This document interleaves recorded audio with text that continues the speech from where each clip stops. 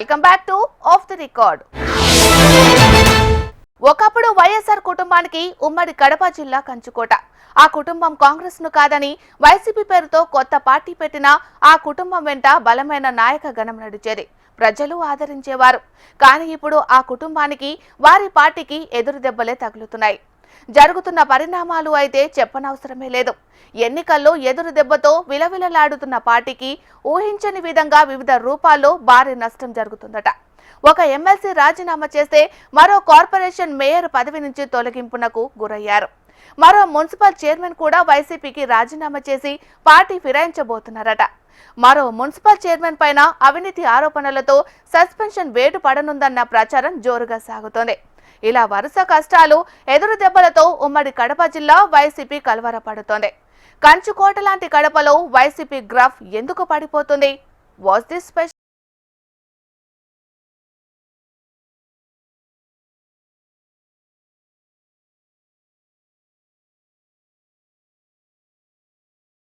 పాలన అందించాం, మళ్లీ అధికారం ఎటుపోదులే అనుకున్న వైసీపీ గత అసెంబ్లీ ఎన్నికల్లో ఘోర పరాజయం పాలైంది. ఆపై నాయకుల రాజీనామాలు, అవినీతి ఆరోపణలపై పదవీచ్యుతులు కావడాలు వంటి వరుస పరిణామాలు గత వారం రోజుల్లో రాష్ట్ర వైఎస్సార్ కాంగ్రెస్ పార్టీని కలవరపెడుతున్నాయి. కడప జిల్లాలోని వైఎస్సార్ కాంగ్రెస్ పార్టీలో జరుగుతున్న పరిణామాలు రాష్ట్ర వ్యాప్తంగా ప్రచారమవుతుండటంతో ఆ ప్రభావం ఇతర ప్రాంతాలపై పడకుండా నాయకులు ప్రయత్నాలు మొదలుపెట్టారనే సమాచారం. ఉమ్మడి కడప జిల్లాలో అత్యంత బలంగా ఉన్న వైఎస్సార్ కాంగ్రెస్ పార్టీకి ఎన్నికల్లో 10 స్థానాలకు గాను 3 స్థానాల్లో గెలిచి చావు తప్పి కన్ను లోటపోయిన పరిస్థితి ఏర్పడింది. ఈ నేపథ్యంలో స్థానిక సంస్థలైన కడప కార్పొరేషన్తో పాటు ఇతర మున్సిపాలిటీలు, మండల పరిషత్తులు, జిల్లా పరిషత్తుల్లోని కొంతమంది సభ్యులు, కౌన్సిలర్లు కూటమి పార్టీలోకి చేరిపోయారు. ఇదిలా ఉంటే వైఎస్ కుటుంబానికి మొదటి నుంచే సన్నిహితంగా ఉన్న వ్యక్తులు కూడా దూరమవుతున్నారని తెలుస్తోంది. ఇటీవల జరిగిన పరిణామాలను ఒకసారి పరిశీలిస్తే ఆ పార్టీకి ఎంత నష్టం జరిగిందో స్పష్టమవుతుందని రాజకీయ పరిశీలకులు గుసగుసలాడుతున్నారు.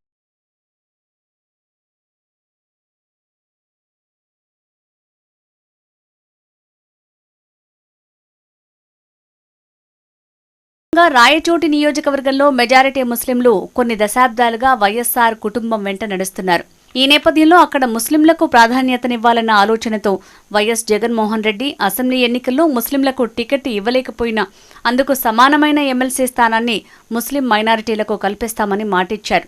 ఇచ్చిన మాట ప్రకారం రాయచోటి ముస్లిం కుటుంబంలోని ఓ మహిళకు ఎమ్మెల్సీ పదవి ఇప్పించారు. కొన్నేళ్లుగా వైఎస్ రాజారెడ్డితో, ఆ తర్వాత రాజశేఖర్ రెడ్డితో పాటు తనతో అనుబంధం ఉన్న కుటుంబానికి చెందిన జకియా ఖానం అనే మైనారిటీ మహిళకు శాసనమండలిలో స్థానం కల్పించారు వైసీపీ అధినాయకుడు వైఎస్ జగన్. శాసనసభ్యుల బలం లేకపోయినా మండలిలో కొంత బలం ఉందనుకుంటున్న తరుణంలో జకియా ఖానం 2 రోజుల క్రితం వైఎస్సార్ కాంగ్రెస్ పార్టీకి రాజీనామా చేసి షాక్ ఇచ్చారు. అంతేకాదు వెంటనే ఎవరూ ఊహించని విధంగా బీజేపీలో చేరిపోయారు. ఇది స్థానికంగా వైఎస్సార్ కాంగ్రెస్ పార్టీకి పెద్ద నష్టమేమీ కాకపోయినా ఒక ముస్లిం మైనారిటీ మహిళా ఎమ్మెల్సీ వైఎస్సార్ కాంగ్రెస్ పార్టీని వీడి బీజేపీలో చేరిందనే విషయం రాష్ట్ర వ్యాప్తంగా చర్చనీయాంశమైంది. ఈ ప్రభావం పార్టీకి నష్టం చేకూర్చేలా మారిందని ఆ పార్టీ వర్గాలే చెప్పుకుంటున్నాయి.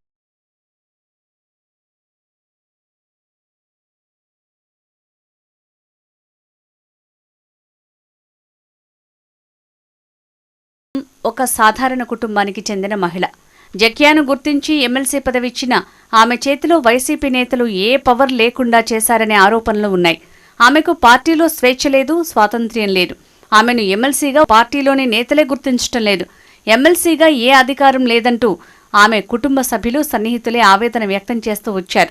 ఈ నేపథ్యంలో ఆమె తెలుగుదేశంలో చేరే ప్రయత్నం చేసిన కొన్ని ఆర్థిక అంశాలు పార్టీలో చేరటానికి ఇబ్బందిగా మారాయట. పార్టీలో చేరిన గుర్తింపు కలిగిన పదవి ఇచ్చే పరిస్థితి టీడీపీలో లేకపోవడంతో ఆ పార్టీలో చేరటం సాధ్యపడలేదంటున్నారు రాయచోటి రాజకీయ పరిశీలకులు.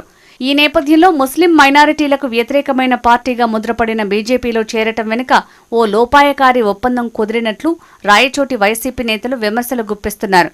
ఏమైనా ఈ పరిణామం వైఎస్సార్ కాంగ్రెస్ పార్టీకి కొంత ఇబ్బందికరమేనంటున్నారు రాజకీయ.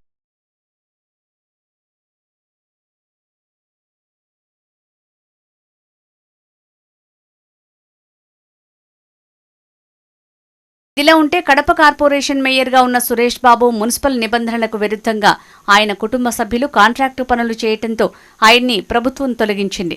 అంతేకాదు ఆయన ఆధ్వర్యంలో పెద్ద ఎత్తున అవినీతి జరిగిందని సాక్ష్యాధారాలతో సహా ఎమ్మెల్యే మాధవిరెడ్డి ముఖ్యమంత్రికి ఫిర్యాదు చేశారు.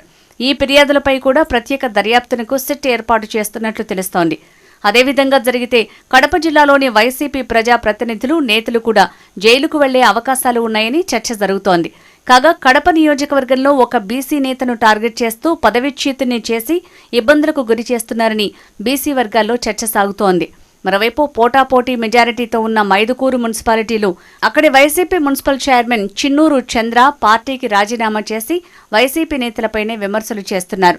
ఆయన రేపో మాపో టీడీపీ లేదా జనసేనలో చేరి ఆ పార్టీ నుంచి మున్సిపల్ చైర్మన్ గా కాబోతున్నారని బలంగా చర్చ జరుగుతోంది. అటు బద్వేల్ మున్సిపల్ పాలకవర్గం కూడా వైసీపీ ఆధీనంలోనే ఉంది. అక్కడి వైసీపీకి సంబంధించిన municipal chairman Vakumalla Rajagopal Reddy contractor కావడంతో పాటు అతని బంధువులు కూడా కాంట్రాక్టర్లుగా ఉన్నారు. వారు కూడా బద్వేల్ మున్సిపాలిటీ పరిధిలోని కాంట్రాక్టు పనులు చేసినట్లు ఆరోపణలు ఉన్నాయి. వాటికి సంబంధించి కూడా ప్రభుత్వం విజిలెన్స్ విచారణకు ఆదేశించినట్లు తెలుస్తోంది. ఈ క్రమంలో బద్వేల్ మున్సిపల్ చైర్మన్ పదవి కూడా రాబోయే అవకాశాలు లేకపోలేదని వాదనలు వినిపిస్తున్నాయి. ఇక ప్రొద్దుటూరు, రాయచోటి, రాజంపేట మున్సిపాలిటీలలో కూడా అతి త్వరలో పాలకవర్గాలు మారిపోతాయని ప్రచారం జోరుగా సాగుతోంది. ఇలా అధికార కూటమి ప్రభుత్వానికి అనుకూలంగా వైఎస్ఆర్ కాంగ్రెస్ పార్టీకి ప్రతికూలంగా చోటు చేసుకుంటున్న పరిణామాలు పెద్ద నష్టాన్ని, కష్టాన్ని కలిగిస్తాయంటున్నారు విశ్లేషకులు. ఏదేమైనా గత వారం రోజులుగా జరుగుతున్న పరిణామాలు వైఎస్ఆర్ కాంగ్రెస్ పార్టీకి బలమైన ఎదురు దెబ్బలుగా మారాయన్న గుసగుసలు వినిపిస్తున్నాయి.